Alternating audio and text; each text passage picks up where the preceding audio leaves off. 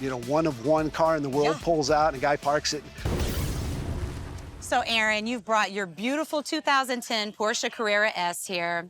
You've taken such good care of it, but you use it as a daily driver.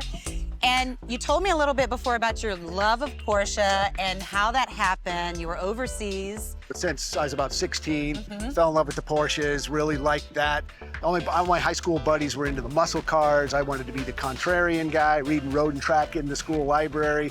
And so the European cars became a bigger interest for me. And this is the 5th one I've owned. Wow. So yeah, long-term doing that. But as you said, I did live overseas many years in the US Army, a lot in Germany, which was a great place to be a car guy. All those opportunities to get on the tracks, go to the factories, go to great car events over there. That just increased my overall love for all of it. And then your love of cars continued. You ended up going to work for Michelin. Correct, yeah. I retired from the Army and got very lucky to get on with Michelin North America, Michelin Defense, working. So it was a good bridge of my military career plus my car stuff. Early in my Army career, I was on tanks, which is another like car thing. So it all kind of is one big, almost seamless arc. What about this car does it for you? So this is kind of the last of what they call the analog Porsches. The new ones, which are great cars, but they're very digital. They got screens and all that kind of stuff, which More kind of stuff that breaks. Yeah, and it separates you a little bit from the driving experience.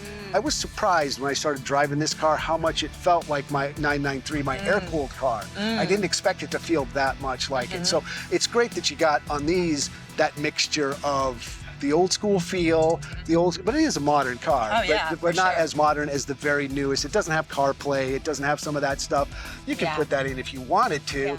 So you get this kind of, you're still really focused on the drive, driving the car, interacting with the car. People who don't understand the car world, they look at all of us who have these fancy cars and they're like, oh, you're trying to show off, you're trying to this and that. It's like, no, for me, the car is the platform that gets me to something like this, to coming out and talking with people, to going on drives. And that's why we're here. And that's why we go to Cars and Coffees all over the place. Yeah, and that's what's so great about the culture overall, from really rich guys that have 10 cars and they're all collectors and stuff down to I just have one, just everyday guy. Everybody talks together and everything. So it's a great sort of connecting and leveling experience. You find yourself in a great car town. Scottsdale it has really brought out the best of the best. And then you come to some of these Cars and Coffees. I mean, I don't know if you got a chance to look around here.